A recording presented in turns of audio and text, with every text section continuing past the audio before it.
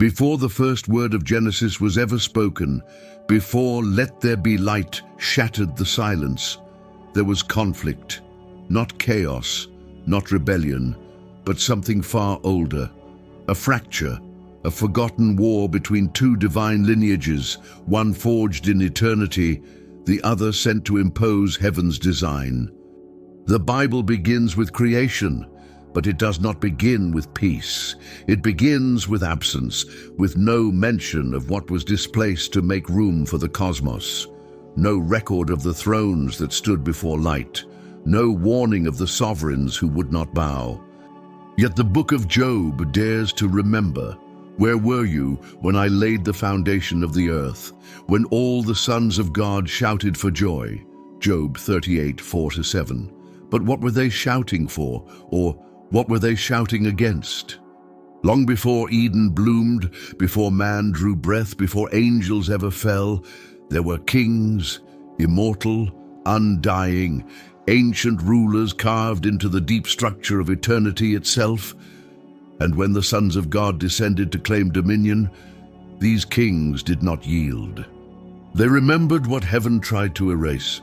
Creation did not begin in peace. It began in conquest, and you were never meant to remember. The thrones that came before time. Time is not the beginning. It is only the wound left behind when eternity was torn. And before that wound bled into light, before Genesis whispered its first word, there were thrones, silent, immovable, older than law, older even than light. Not made, not placed, simply there. They did not rise in heaven, nor burn in celestial fire. They stood in the veiled realms, realms beneath creation, where will-shaped substance and presence alone bore power. No choirs sang there, no decrees were issued. There was only order, unshaken, unchallenged, and eternal. The ancients called them Elyonim Shekedem, the Most Highs of the before, not gods, not angels, not men, kings. Their dominion was not over planets or stars, but over the very balance that gave the cosmos form. They were not born.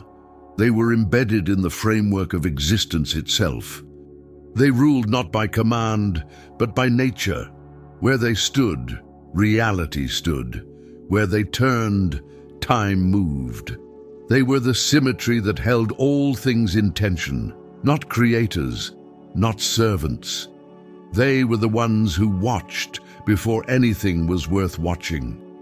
They wore no crowns, no names, no forms. They were not worshipped because there was no one to worship them. No temples were built, no oaths were sworn. They simply existed, ancient and absolute. And when the voice of God first pierced the deep, it did not echo into silence. It collided with memory. The psalmist wrote, "God stands in the divine council. He judges among the gods." Psalm 82:1. Who were these gods, and when did they fall under judgment? Why would the one true God need to stand among any others at all? Before angels were named, before the stars were hung, before the sons of God ever descended, these kings kept vigil. They were not appointed. They were not crowned. Their authority was not granted by heaven. It was intrinsic, unspoken. And when the voice that said, "Let there be," began to shape the void, they did not resist. They simply remained. But to remain is not to surrender. To watch is not to bow. The thrones did not kneel. They endured, and in their stillness they remembered. For memory is a throne far older than time, and silence is not always consent.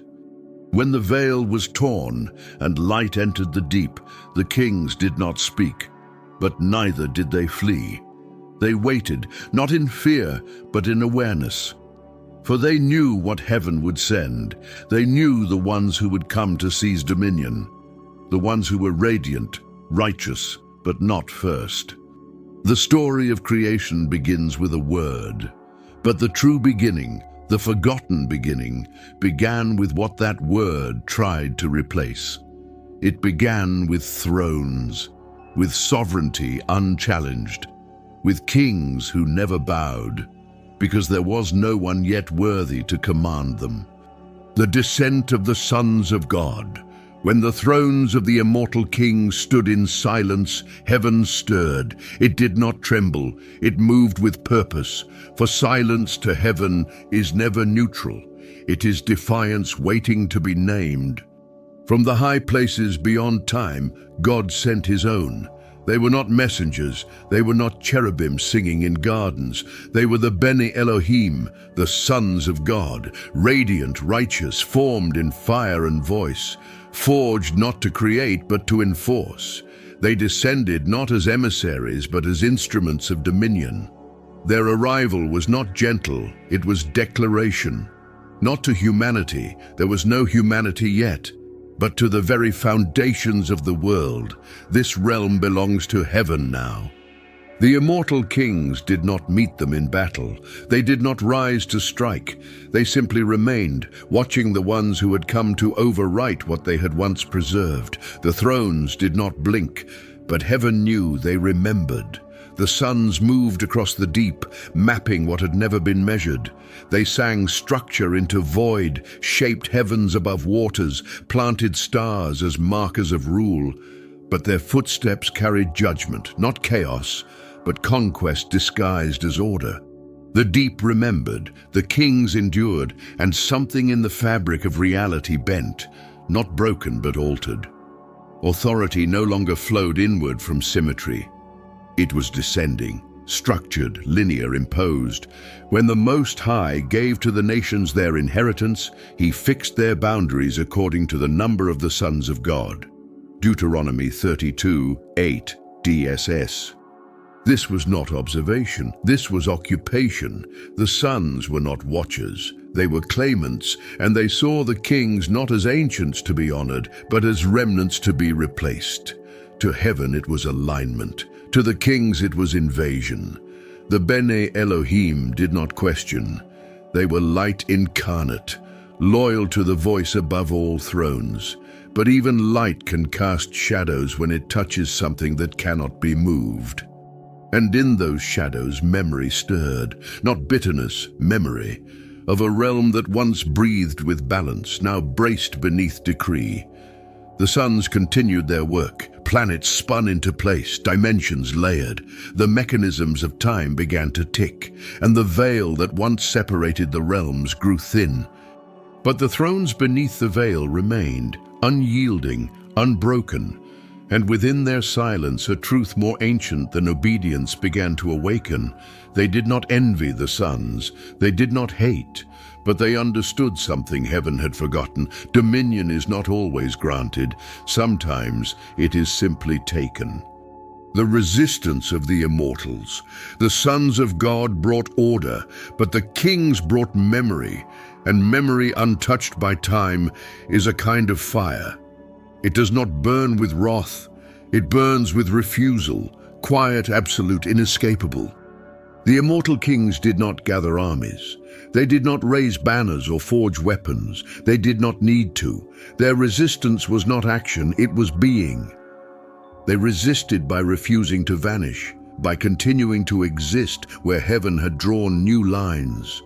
To heaven, stillness is loyalty. But this was not stillness. This was sovereignty that refused to move.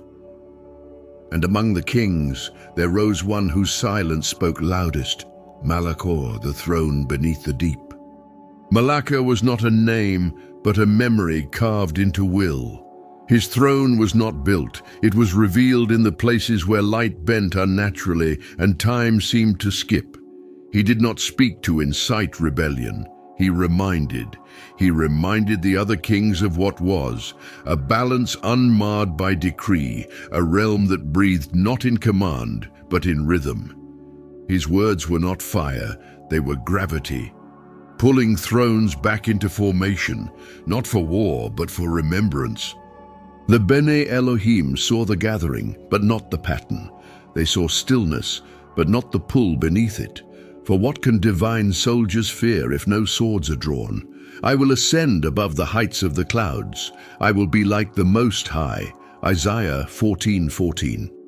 This was once attributed to a fallen angel, but what if it was first whispered by a throne that had never bowed? Malachor did not challenge heaven. He questioned the structure it imposed, not in anger but in principle. If all things were truly divine, why must one order erase another? The kings had no need for dominion. They had already been it, and so they waited, not for battle, but for recognition. But heaven does not negotiate with memory. It rewrites. The suns began to seal the deep. They called it protection, called it purification. But the veil was drawn not to defend the world, but to contain the ones the world was never meant to remember. The thrones did not flee. They allowed themselves to be buried, because a throne buried is still a throne. It is only hidden, and things hidden are not always forgotten.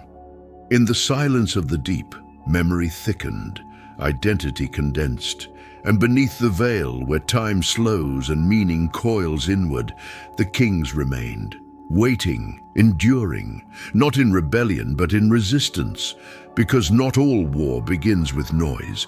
Some begin with a presence that refuses to leave, a presence that once defined the shape of the cosmos and now waits for the shape to break again. The first war before Genesis. There was no battlefield, no swords, no blood, but there was war.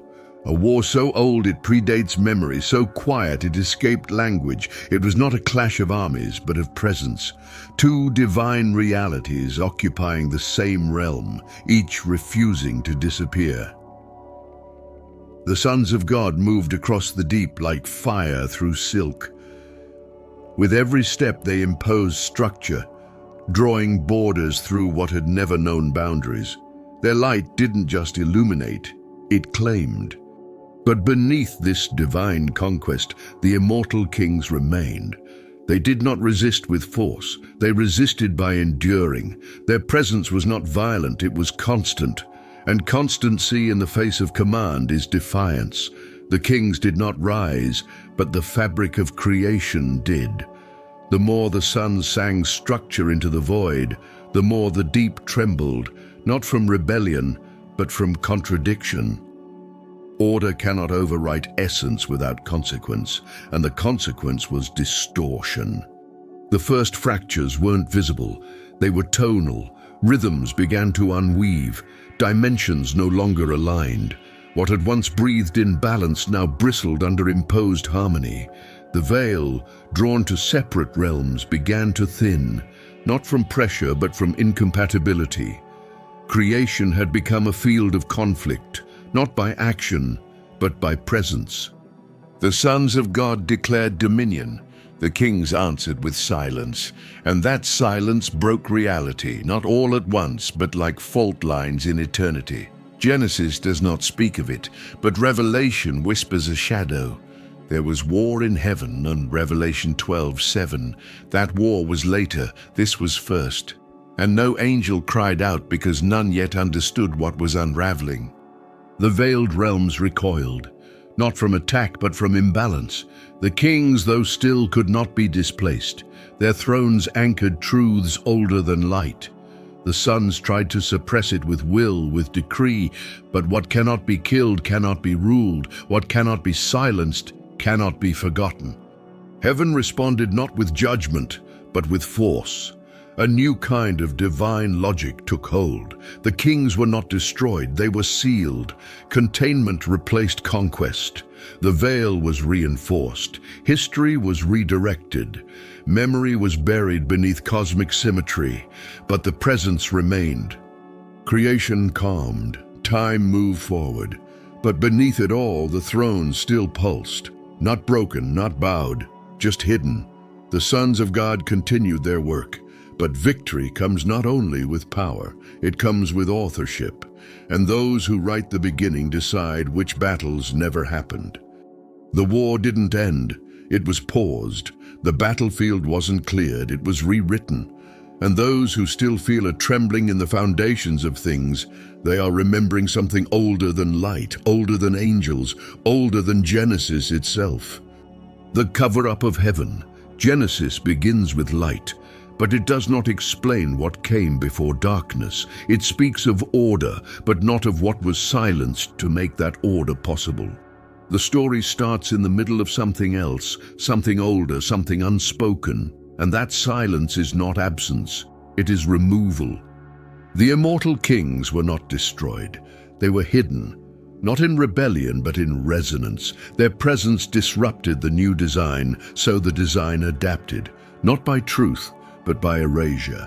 Heaven chose silence as strategy, and silence, when authored by divinity, becomes canon. The first act of divine revision was not creation, it was concealment. The thrones beneath the veil were not denied, they were omitted. The memory of war became myth. The resistance of the kings became metaphor. The true beginning was buried under the narrative of light triumphing over void. For if God did not spare the angels who sinned, but cast them down to hell and delivered them into chains of darkness, 2 Peter 2:4. The text tells us something was chained, but it does not tell us what they were before they fell. Enoch saw more. He wrote of watchers bound beneath the mountains, of thrones encased in silence. He did not describe rebellion. He described containment, not of evil, but of power that no longer fit the new order. The book of Jude echoes it. The angels who did not keep their proper domain. Jude 1:6. But what if the domain they abandoned wasn't rebellion? It was sovereignty they refused to surrender? What if they were not angels at all, but kings? Scripture holds fractures, tiny seams where the rewritten story cannot fully conceal what lies beneath. Job asks questions Genesis never answers. Psalm speaks of a divine council. Deuteronomy hints at a heavenly allocation of nations. These are not contradictions, they are fingerprints. The sons of God continued their mission. The cosmos unfolded. Humanity was sculpted. History began. But the foundation was laid atop silence. And silence, when forced, is not peace. It is tension waiting to break. Heaven does not forget. It veils. And what is veiled is not lost. It is only hidden from the unworthy. The story we inherited was never the first version. It was the first version permitted. The thrones still exist, buried, not broken, dismissed, not defeated, and in the cracks of scripture, in the shadows of ancient texts, echoes still rise. Echoes of kings, echoes of a beginning the world was not meant to know. Their names were erased, but they were not destroyed. The veil was drawn. The narrative was secured. The story of creation was cleansed of fracture, but erasure is not annihilation. You can rewrite history, you can silence memory, but you cannot destroy what was never born and cannot die. The kings were sealed beneath the thresholds of time, not in punishment but in precaution. Their existence was not deemed evil, it was deemed inconvenient, too old, too vast, too present to be allowed in a cosmos that required singular rule. They became shadows behind the stars. Silence beneath the scriptures, power not named, but still felt. And in the quiet edges of our world, the boundary between then and now began to thin. Not all of them stayed buried. Some were released, not in defiance but in necessity, leaked through cracks in reality, pulled upward by moments when the world forgot the story it was told and remembered what it once knew. They do not come with crowns. They do not descend in fire. They arrive quietly, veiled, dimmed, changed, not broken, not gone.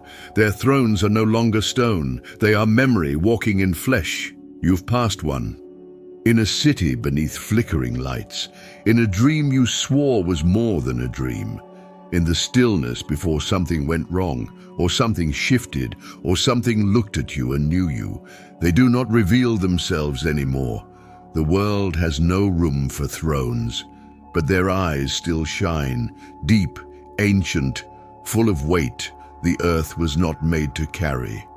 They are not seeking to reclaim. They are not waiting for worship. They are watching, and in watching they remember.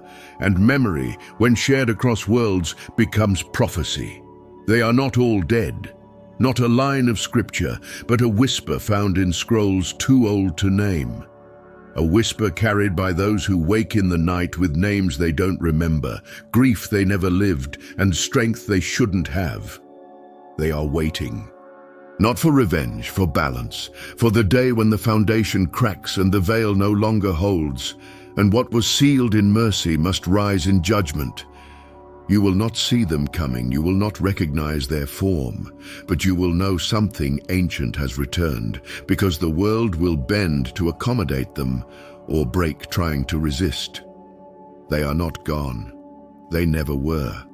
And now, the war continues in the shadows of Earth. If you've ever felt it, that hum beneath reality, that shift behind the silence, it's not imagination, it's memory, not yours but older, woven into the bones of the world, waiting to be recognized again. The war did not end, it only moved, not to heaven, not to the deep, but here, to us. We are born on ground layered with sealed thrones. We walk through cities haunted by eyes that do not blink the way ours do. The kings never returned, because they never left, and the ones who claim to rule now, even they look over their shoulders in the night.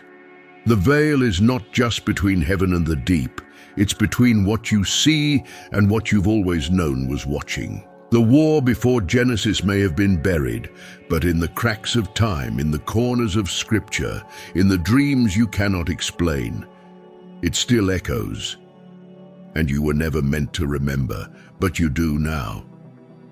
If this truth resonates with something hidden inside you, you're not alone. Subscribe to Veil of Eternity and join the voices who refuse to forget what heaven tried to erase.